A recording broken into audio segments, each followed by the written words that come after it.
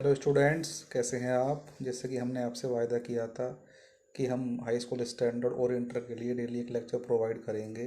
तो स्टूडेंट्स, आज हम लेकर आए हैं आपके लिए हाई स्कूल स्टैंडर्ड से एक फेमस पोएम जो कंपोज करी है a famous romantic poet Robert Frost ने। स्टूडेंट्स, सबसे पहले हमें थोड़ा ब्रीफ नॉलेज अपने पोएट के बारे में जाननी होती है। एग्ज़ाम में कभी कभी एग्जामिनर आपसे क्वेश्चन पुट अप कर लेगा। तो brief knowledge about Robert Frost was a famous English romantic poet. ये रॉबर्ट फ्रॉस्ट जो थे रोमांटिक पोएट थे, प्रकृति के बहुत नज़दीक रहने वाले कवि थे। इन्हें 4 बार ही received the Pulitzer prize 4 times. उन्हें 4 बार अंग्रेजी साहित्य के लिए 4 बार पुलित्जर प्राइज़ से नवाजा गया। तो स्टूडेंट्स, इस पोएम के लिए एग्ज़ाम में आपसे क्वेश्चन पुटअप किए जाएंगे।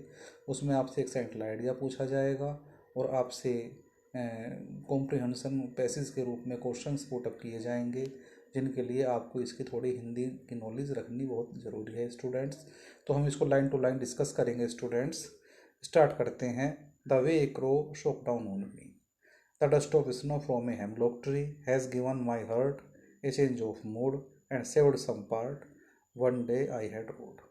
स्टूडेंट्स, इस पोएम में कवि रॉबर्ट फ्रॉस्ट ये कहना चाहते हैं कि एक बार once he was going somewhere और when he was going somewhere he decided to take some rest. वे कुछ विश्राम करने के लिए डिसाइड करते हैं कि थोड़ा मैं विश्राम कर लूँ, और वे एक हेमलॉक ट्री के नीचे खड़े हो जाते हैं। स्टूडेंट्स, आपसे क्वेश्चन कर सकता है कि what was the name of the tree. तो उस वृक्ष का नाम हेमलॉक ट्री था और उस वृक्ष पर एक कौवा बैठा हुआ था।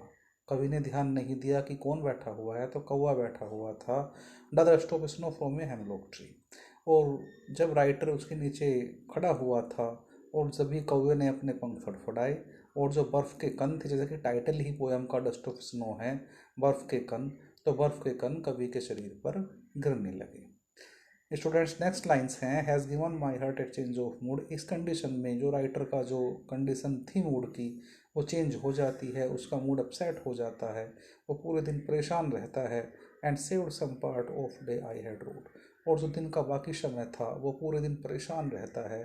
तो स्टूडेंट्स, इस कविता का एक मैसेज ये है, अगर हम अपने काम की कोई स्टार्टिंग करते हैं मॉर्निंग से लेकर इवनिंग तक के लिए, और हम स्टार्टिंग में मॉर्निंग में ही कोई काम हमारा शुरू में बिगड़ जाता है, तो हम पूरे दिन परेशान रहते हैं। तो रॉबर्ट फर्स्ट ये कहना चाहते हैं कि इस कविता से हमको कुछ सीख लेनी चाहिए। और जैसे कि मैंने आपसे कहा बताया कि कुछ क्वेश्चन पुटअप किए जाते हैं।